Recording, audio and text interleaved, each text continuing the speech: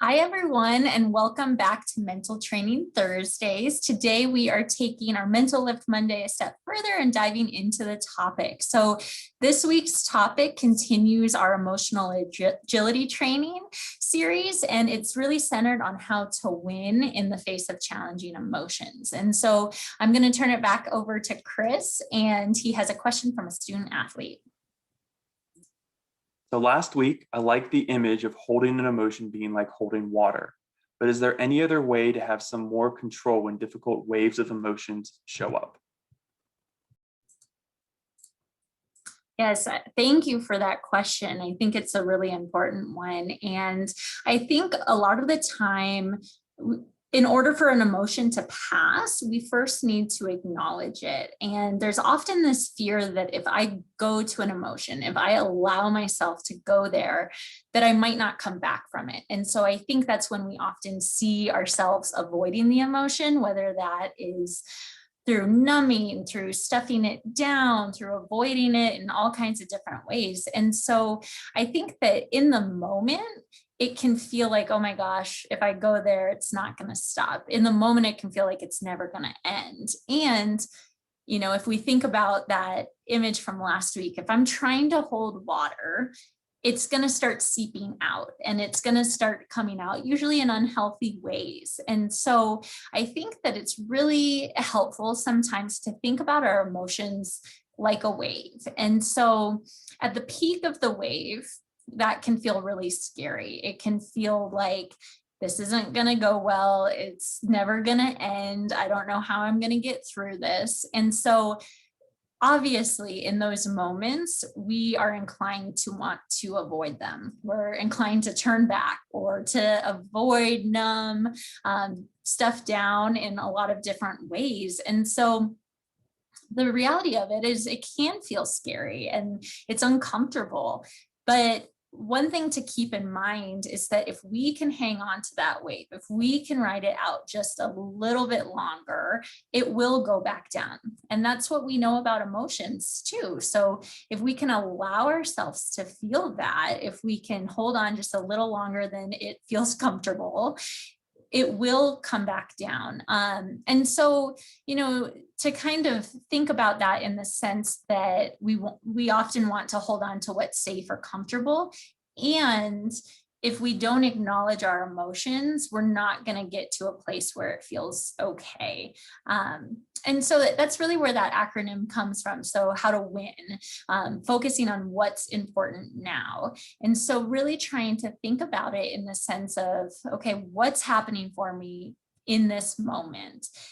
What do I need in this moment? And then how can I take steps towards my needs? And so, you know, I think back to the question, it's really not so much about controlling the emotion because our emotions are going to come up. I don't think that we can pick and choose which emotions come up, and every single person is going to have a range of emotions. And so it's less about controlling the emotion, but more about how can we be aware of it? How can we acknowledge it? And then how can we control our response to that emotion? And one way I often think about it is this idea of responding versus reacting. And so if I'm unaware of my emotions, if I'm unaware of what's getting triggered for me, it's really easy for me to react because I feel something that's uncomfortable and I don't like it. And so I'm going to react quickly to it to try to get back to that comfort level. And what we know is that until we allow space for it, until we acknowledge it, it's just going to keep coming up. And so I put it in the sense of how can we respond with intention? And by doing that, that can actually help us perform at our best versus I'm just going to react to everything that's happening. So I'm going to turn it over to Bob for his thoughts on this. Awesome. Thanks so much, Erin. And thank you to the student athlete for this question. I think there is always this hope for control, and no matter what shows up for us internally. And I think, Erin, you highlight it well, that there's really this illusion of control we feel like we do have. And as a former student athlete and working with student athletes now, we want control. I don't know how many times we've been told control the controllables or push through or, just get out of your head. And in many ways, these are impossible situations to be in. So as Aaron put, beautifully, it's really around how we respond to what shows up versus reacting to it in a way that makes the situation worse. And so one of the ways that we can kind of poke holes in this illusion of control is, for those of you on the call or just listening to this now, just think about and visualize what it took to get here today to watch this video. Just what was the memory of showing up to this video? I'm trying to think for myself. There's a lot going on, okay? And then the next part is delete that memory from your brain. So absolutely get rid of it, total amnesia right now. And obviously this is a little tongue in cheek. So in many ways, even when the wave's here and we're at the peak, we want to delete it so hard. But in doing that, we bring up these other things that come up for us, which are, why am I on this peak in the first place? Why can't I do this better? And so I think for today, what we really want to highlight is winning this wave is not taking a passive stance. I'm just going to let the wave kind of crash over me. But how do I surf the wave in a skillful and mindful way, as Aaron said, to really serve me in my sport and my life? So let's dive into this practice today that we call kind of just winning this wave. And I'm going to ask folks right at the outset to kind of get into that space for them that allows you to be most aware of what's happening for you. So if that's shutting the eyes, shut the eyes. If it's focusing on a point in the room ahead of you, do so. If it's deleting some tabs open on your computer, go for that. Whatever you need. And right from the outset, the W of win in this wave, it's really just what's happening now.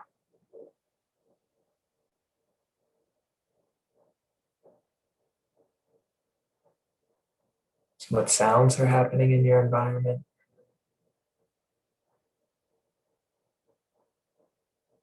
Or stillness?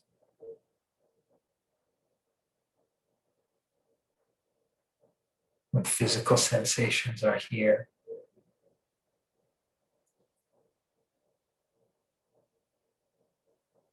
Contact with the floor, with the chair you may be sitting in.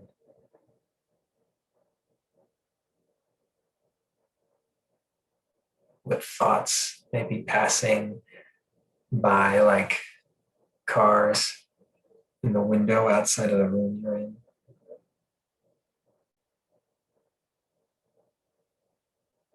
And see if you can also just tap into what wave is present right now for you.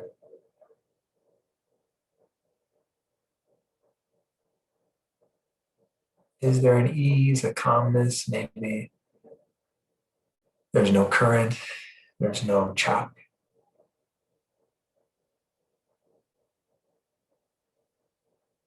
Maybe there's a futuring, there's a worry on the horizon, there's a bigger wave that you see ahead of you.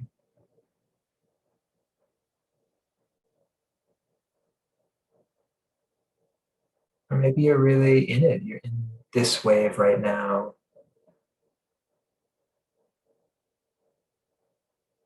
And just to visualize that for yourself and then locate where that wave shows up in your body.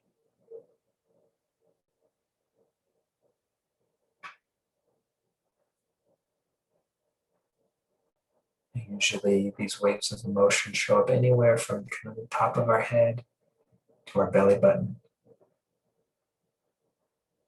Where are we holding this wave?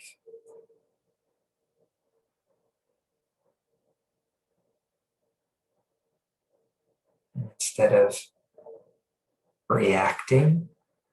I can't feel this. I don't want to feel this.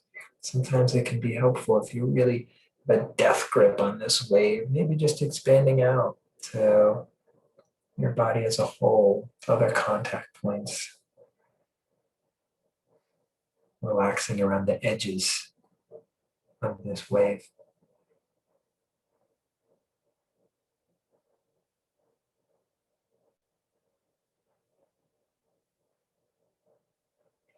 And then taking that stance of what can I learn from this wave, this feeling that's showing up?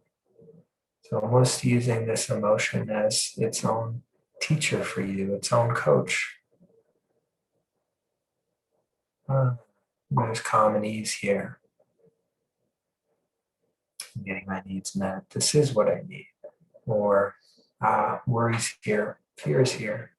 There's something important that this wave wants me to prepare for. Or, gosh, anger's here, frustration's here. I've been hurt, I've been wronged, and I really want to stand up for what I need.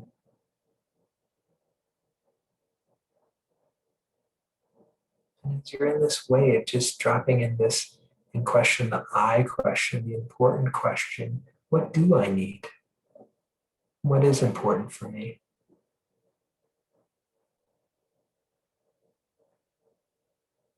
What might make this wave harder to surf? Or what might make it easier for me right now?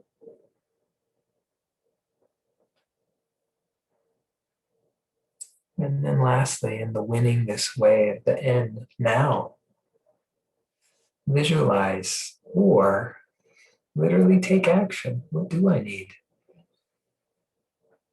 Is there an image I can bring to mind that brings a sense of calm or relaxation? Maybe there's a purpose or meaning here of this wave that's trying to teach me. If you have a faith practice, maybe bringing in a favorite scripture or prayer. Maybe I just need some relaxation. So you may even just open your eyes if they've been closed and stretch and move, whatever you need. Or lastly, even just some self-encouragement. It's okay to feel this wave. This wave will pass.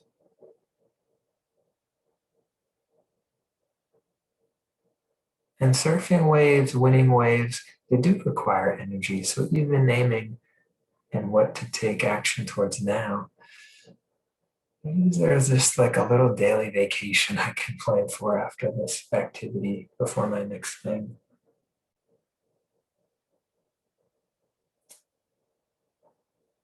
So as we land here and kind of win this wave, know that this will pass. And if you're still surfing, continuing to come back to what's happening, what's important, and what do I need now? And as we close, just giving yourself a sense of gratitude for taking the time to be with yourself in this way and train your emotional agility. And if your eyes have been closed, feel free to open them back up, and we'll jump back into our training Thursday. Thank you, Bob. I know for me, as I was going through it, one thought that I was having was, okay, well, you can ride the wave. Another option too is to drop down. And so a lot of the time, if you think about the water, it can be really choppy on the surface. And if you dive down deeper, it's calm. And so I kept having that image in my mind of, okay, that's also another place where we can have intention. If we can kind of drop down a little deeper and focus on what's coming up for us, to be able to make a decision about what we need in that moment. So thank you for that. And I want to remind everyone we'll be here next week at the same time. And if you have any questions, please email bob@robert.deal@colorado.edu. We'll answer some questions next week. And then just to end us off with a quote. So we emerge into the light, not by denying our pain, but by walking out through it. So thank you all, and we will see you next week.